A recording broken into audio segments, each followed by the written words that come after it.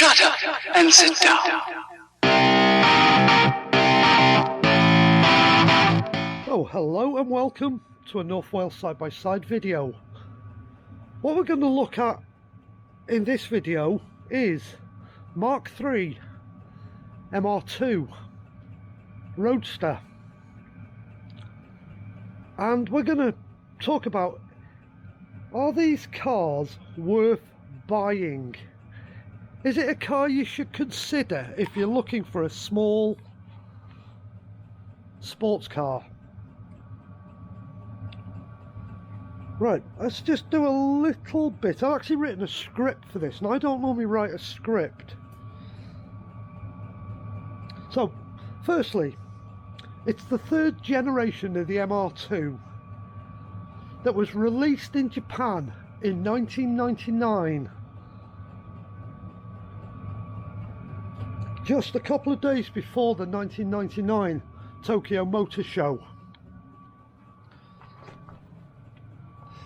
It was called MRS when it was a concept, and in Japan it kept that name. In Europe, or most of Europe, it was known as the MR2 Roadster. In the United States they called it the MR2 Spider. Now, the first significant difference is the weight. The third generation weighs a lot less than any of the previous two generations of MR2. The starting weight for one of these when it came out the factory was 960 kilograms. Yep, that's all they weigh.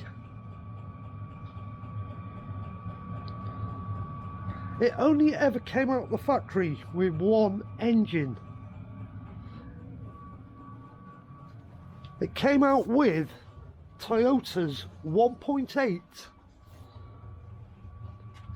1ZZ FE that was also fitted to 7th generation of Celica, and lots of Toyota Corollas and lots of other Toyota products. It was just a generic engine that Toyota had in production at the time. And it gives this car a really good power to weight ratio. And to be honest, it had the best power to weight ratio in class. 138 brake horsepower is what you had on offer.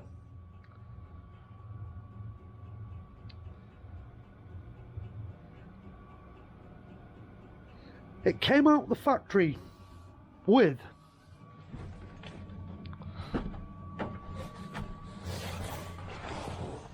five-speed manual gearbox. Later models, you could option a 6-speed sequential gearbox with an automatic clutch, a bit like we've got with Volkswagen DSGs nowadays, where you can select the gears and the clutch is operated manually. It's still a manual gearbox with computer controlled clutch. Not the model I would go for. If you're looking for one, find a manual. It doesn't matter whether it's a 5 or a 6-speed manual, find a manual. But if you can't find a manual, you can convert what they call the SMT gearbox to a manual. So don't worry about it. Lots and lots of people don't like these Mark IIIs. They all want Mark IIs or Mark Is. I can understand the appeal of a Mark I. Mark II, personal, wasn't my favourite shape. I'd love a Mark I, but they're so expensive nowadays that they're well out of most people's price range. So what standard trim did it come with? Initially, just power steering and ABS. and then you could get them with air conditioning. Added a little bit to the weight, but not a lot. There was still a sub 1,000 kilogram car. They're very, very pleasant to drive. They're very, very comfortable. And like every Toyota, the build quality and the materials used, initially you're getting it and you think, oh, everything's really, really cheap. Everything feels cheap. But this example here is 23 years old. And there's no damage to the interior. There's no cracks in the dashboard.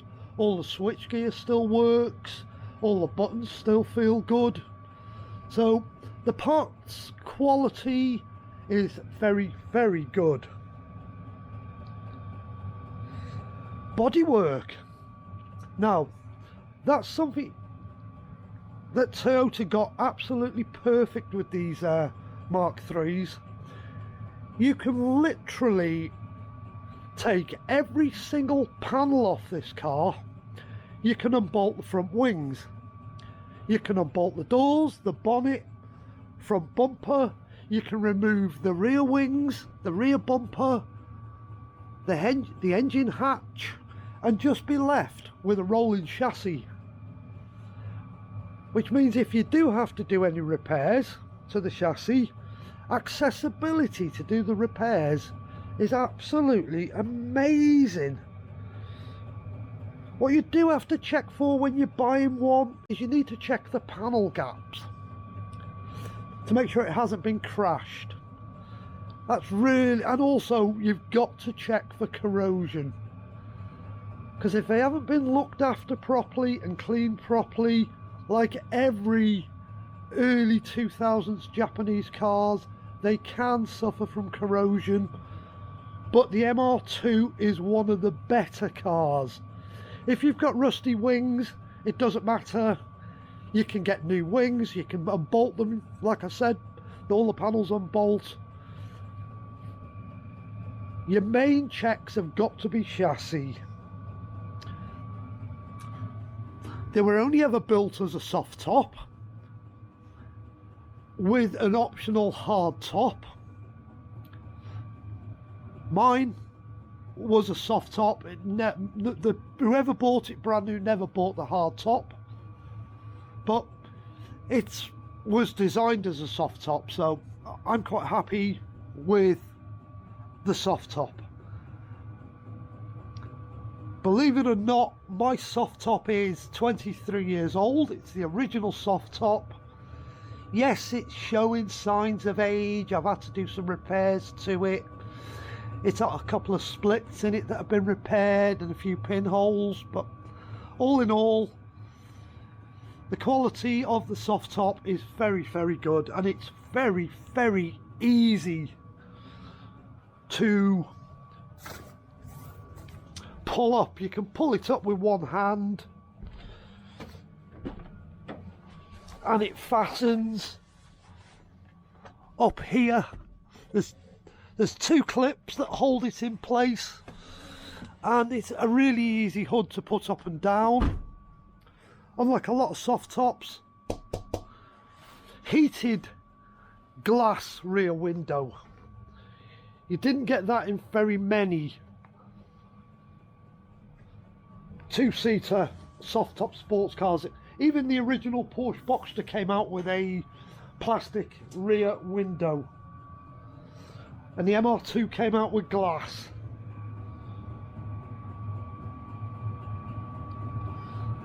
What you do have to keep an eye on with the soft tops, if you're using them in the winter and it's raining, there are some drain tubes that channel the water out of the car and down back onto the floor. If they get blocked, it can fill the cabin with water.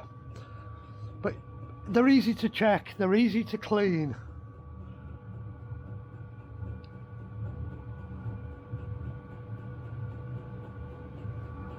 Right, we'll get to the pre-facelift problem. There's only two real problems with the pre-facelift models, which is like from 99 to about late 2002, and it all relates to the engines burning oil as they get older and the pre-cat issue that you've probably all heard of. The pre-cats are prone to breaking up. Then little bits of the pre-cat get sucked back into the engine and they can damage the bores and cause them to burn oil. But if you find one of these that's still got its pre-cats on but doesn't burn oil, the first thing you should do is take the pre-cats off. Either bash them out or go and find yourself a nice stainless manifold, which I've done with mine. Whilst you're at it, they're £45 each. Go and buy yourself 3 new oxygen sensors. Buy a good quality NGK or Denso. They were Denso original out the factory. Throw 3 new oxygen sensors at them, because they are also prone to the oxygen sensors failing. But it's an easy problem to solve. The pre-cat's easy to solve. And if you've already got one that's burning oil, you're not going to stop it burning oil at that point. Maybe the damage has been done. Or maybe on a pre-facelift one, your oil control rings are gummed up, because it's one of the few faults with these. The oil control rings can gum up on pre-facelift engines.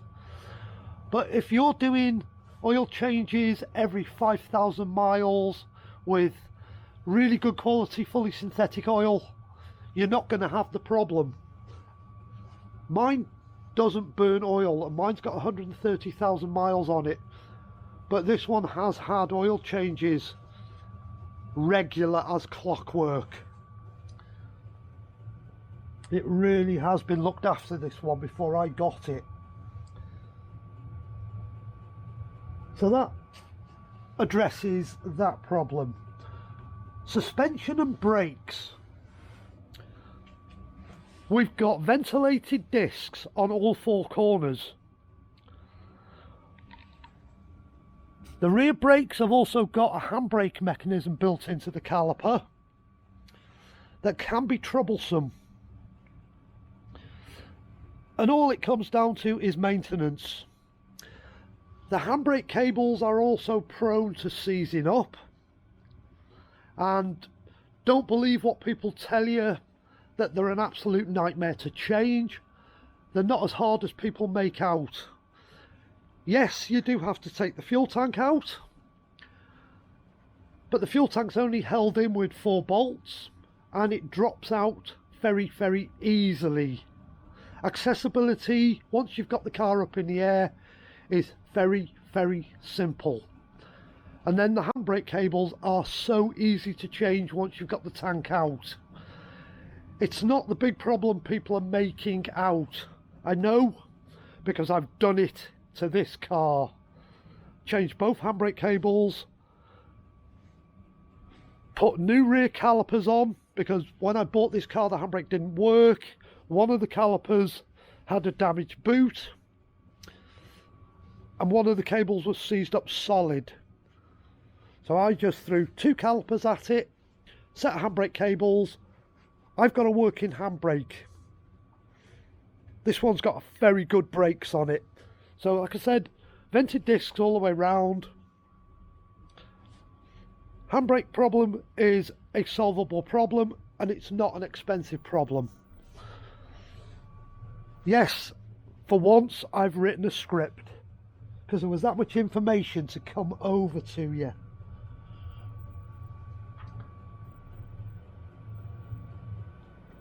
Right. Is the car worth buying? Are they worth buying over an MX-5? Now MX5 prices have gone crazy. Mark II, MR2 prices have gone through the roof. Mark 1s, they're out of my price range. They are too expensive for good ones. If you want a cheap two-seater mid-engine car, well, it's really, if you want a cheap one, your only option. The only other mid-engine sports cars nowadays are exotic sports cars or a cheap Porsche Boxster. But then you've got Porsche repair prices, where with this MR2 everything is cheap Toyota prices, and they are easy to keep on the road and easy to maintain if you're a comparable DIYer. So yeah, they are worth buying. The other thing people talk about is storage. What little storage they've got. Yes, that is something that needs talking about, but you do have storage in the car. I don't carry a spare wheel with me unless I'm doing long trips, so under the front I've got this weird shaped cubby hole. Normally you'd find the spare wheel here, but even then you've still got space around it. Even if you've got the jack, the wheel brace and the wheel in, you've got a little bit of storage. Not a lot admittedly, but you've got something. I can get 2 good shopping bags in there. That's enough for me for a week's shop. But inside you do also have some storage. Let me show you.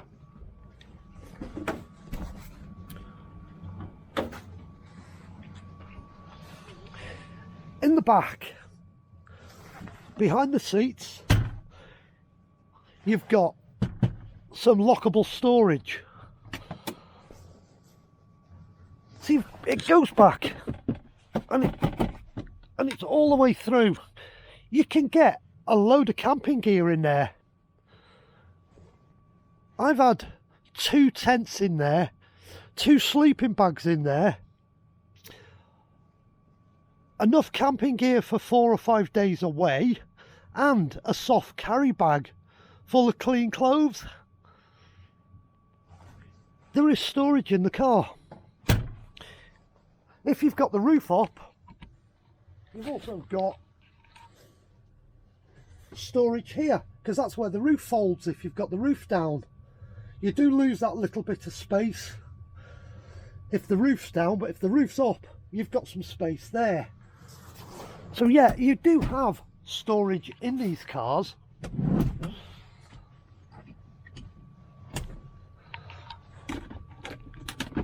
You've got a fair sized glove box, and then you've got another little container here. Mine's full of tools. You've got some little door pockets. They're only any good for receipts and maps, but you've got a little bit of storage in the car. They're not as impractical as people think. They're a nice car to drive. They're a nice car to be a passenger in. Electric windows. Set leather steering wheel. This one's got leather interior. Some you'll find with cloth interior. It doesn't matter. The seats are very, very comfy. Personal preference, but you're buying second hand. And like I said, parts are very, very cheap and easy to find. And they wear very, very well.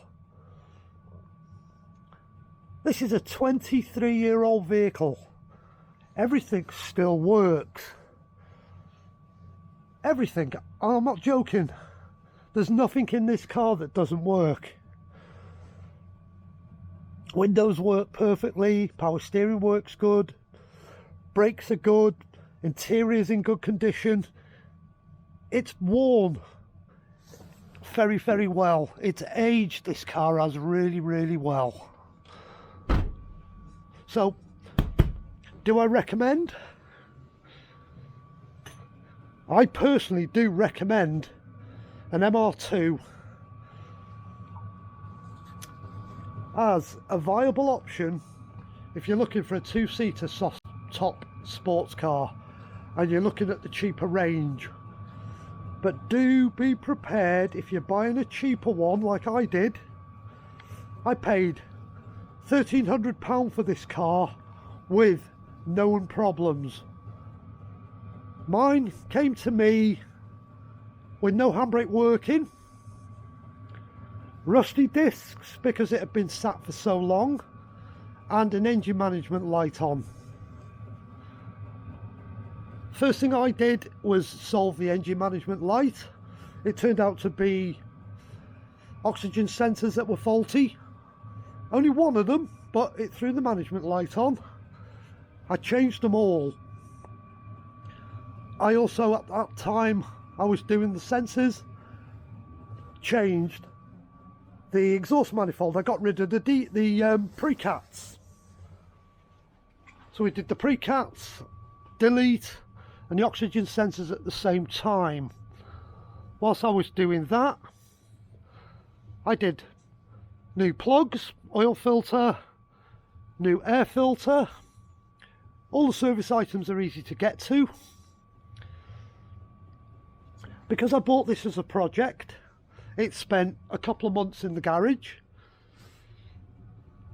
I stripped every single component off the car,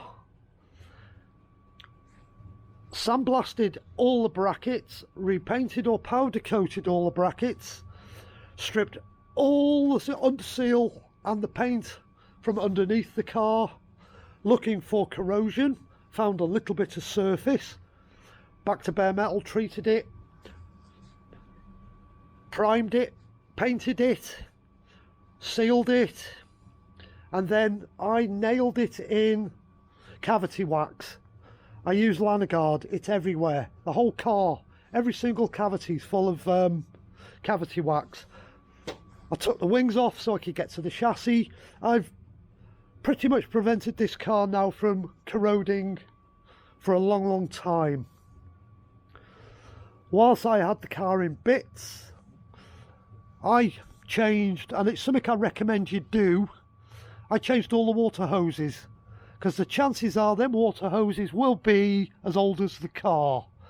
It's not the hoses that's the problem. Underneath the car there's a couple of water hoses that are exposed to the elements, and the clips corrode. And I found that when I went to take the clips off, you were putting the pliers on the clips to undo them, and the clips were exploding, they were that rusty. So that was a ticking time bomb. Buy a set of silicone hoses, spend a couple of days with the car and change them.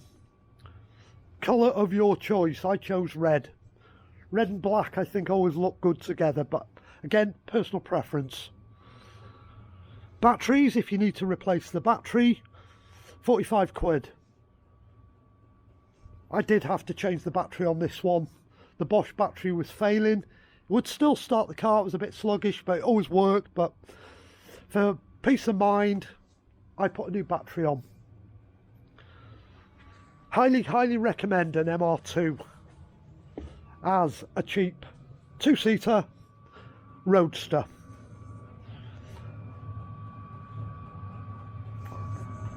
That's my buying guide really, and some of the things to look for when buying one of these. Take somebody who knows something about cars with you.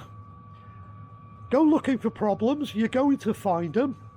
They're bargaining points on the price, to a point where this gentleman wanted £2,000 for this car. I took a scanner with me. If you know somebody with a scanner, take a scanner, plug it in. I found all the codes for the oxygen sensors, explained to him what it was all about. He didn't know. I explained to him about the handbrake cables, why the handbrake wasn't working. Again, a bargaining point, you've got to go and spend money on the car. Discs, pads, they all wanted changing because the car had been stood for so long. Another bargaining point. You can pick them up incredibly cheap and find an incredibly good car if you're willing to put some money into it. 1,300 quid I paid for this car, and I put £1,500 into it to get it to the condition it's in now. It's worth £2,500 all day, every day. But I'd only make £200 on the car if I came to sell it. But that's not what I bought the car for. I bought it because I wanted it.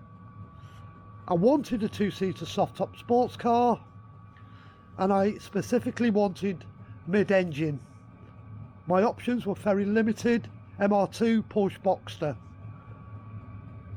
Could have had either, but I went with Toyota because parts are cheap and readily available. That was the main reason for buying an MR2. Cheap, ready available parts, and I'm also a fan of the Toyota brand. So I hope you can glean some information out of the video, because there's a lot of information I've just put into the video, which is why I wrote a little script. Not something I normally do for a video. I normally just stand and talk, but this one I had to write a script. Too much information. Anyhow, thanks for watching. Hopefully you can glean some information out of the video, and I hope you find it useful if you're looking for one of these cars. Mark III MR2 Roadster. Good car.